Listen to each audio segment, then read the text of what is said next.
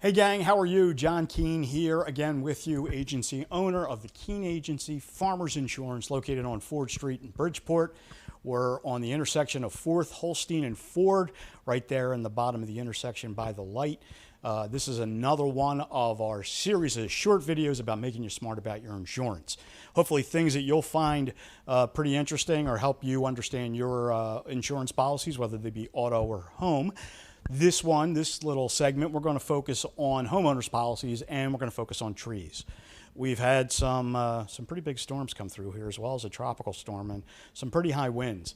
And that's prompted phone calls that I've taken from my clients about trees. And I always get these conversations about trees and tree damage and how it affects your homeowners policy.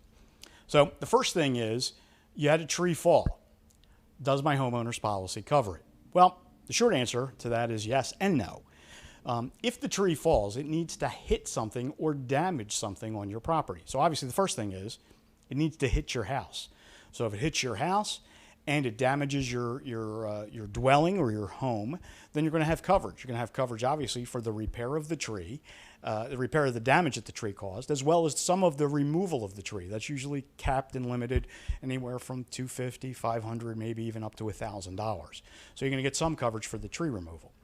If it hits something on your property, a shed, it's in the pool, it hits a fence, well then same thing. You're going to have coverage for the damage, and you're also going to have coverage for the removal of the tree. The only other place where you're going to have coverage for the tree removal would be if it's blocking what is called a point of egress, a garage, a front door, a back door, someplace that you would need to get in and out of your home. In which case you may not have damage to your home, but some policies are going to give you coverage for the removal of the tree.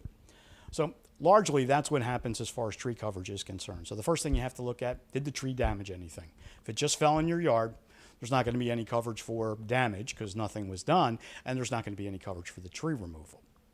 Now here comes the next one, and I get this one a lot. My neighbor's tree fell on my property, my house, my fence, my shed. In this situation, it doesn't matter who owns the tree. It's whose house or property was damaged. That's the insurance company that's going to take over and provide coverage for you.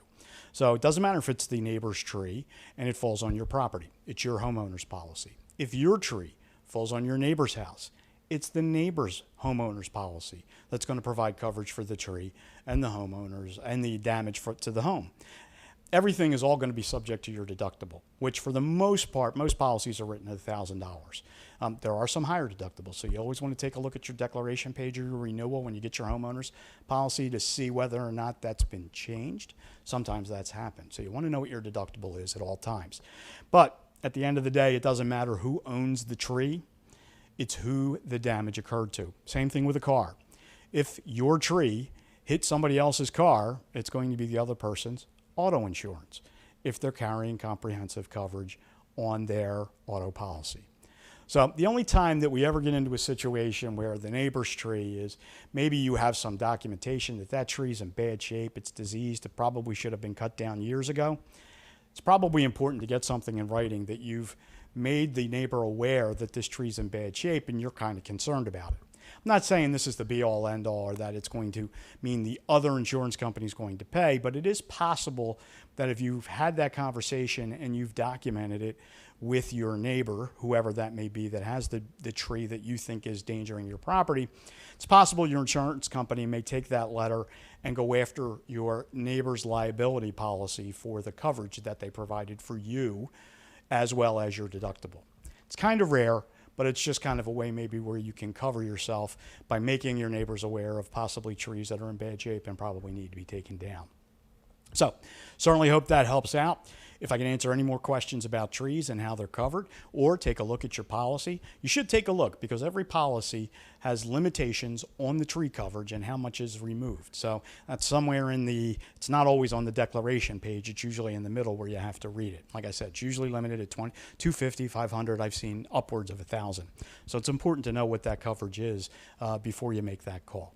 If I can take a look at your policy, give you a free quote, or talk to you about this coverage, or find other gaps in your current policy that you may want to take a look at from a coverage standpoint, even if I can't help you out from a savings standpoint, please feel free to give me a call. My contact information, as well as my address and a picture of the office, will be at the end of this video, and I'm happy to help you out. You can also put comments in this right below this video, and I'll be happy to take a look at them and answer your questions. They're usually pretty brief, and I get them from my clients all the time. So hope this made you a little bit more smart about your insurance. Certainly hope you find it helpful. We look forward to bringing you some more, making you smart about your insurance and how your policy is going to cover things that may happen to you. All right, gang. Thanks.